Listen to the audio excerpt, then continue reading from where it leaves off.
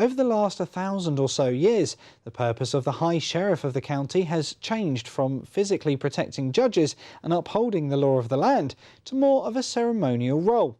So I went to meet the new High Sheriff of Hampshire to see what she will be doing during her year-long appointment.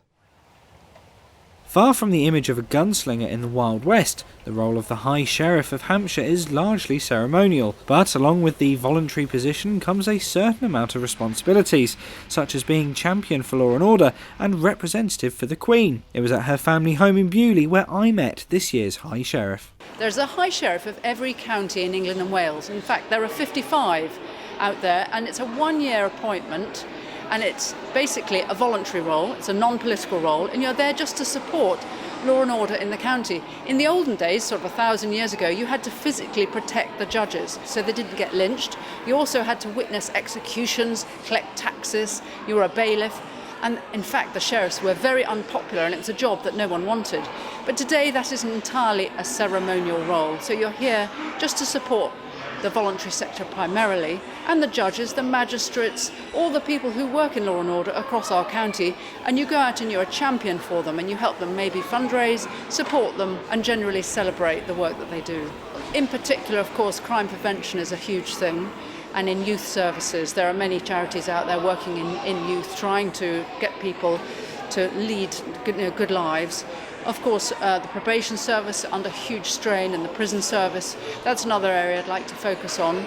There's so many areas in law and order where lots of voluntary groups need assistance, so it's a fantastic area to work in. Lots of visits to lots of charities, lots of visits to the courts, and be going to the prisons, just seeing behind the scenes what's going on. You're there as a champion for all those people to try and see if you can help them in any way, help them with events, raise money, raise profile, and just be there to support them. To give back to society and to try and get people engaged in their local communities to support the voluntary sector in law and order and, crime prevention, those kind of things. So, how does one become the High Sheriff of a county? So there's a selection panel in every county for this role, and you get put forward and selected. As I said, it's entirely voluntary. I don't get paid to do the role, but it's something I feel passionate about. I'm just so thrilled and honoured to be asked to do it. There is a costume that you wear for official functions, so those are the sort of things maybe in the cathedrals or when you go to civic functions, so mayor makings and things like that. But it's a lot of fun. It isn't all that formal, really. In particular, it's the work of the emergency services that Mrs. Montague Scott would like to celebrate during her term. The work they do under huge pressure and strain is incredible. The public should know the amount of work that goes into the training of police people these days, into the fire and rescue service, the technology that is used. It is remarkable, and the amount they put themselves often in life-threatening situations, as we've seen recently. They need to be celebrated and supported, so that's one of the roles. I mean, Britain's been known as one of the safest countries in the world. We didn't have police that carried guns.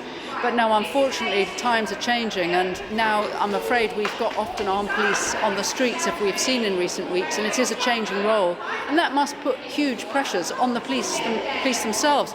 The thought they have a responsibility of carrying guns, and also the increase of use of knives. They now have scanners going to some of the big schools and events, and it's frightening for people. I think society is changing, but what a great job the police do in protecting us. This is Richard Stringer for That's TV.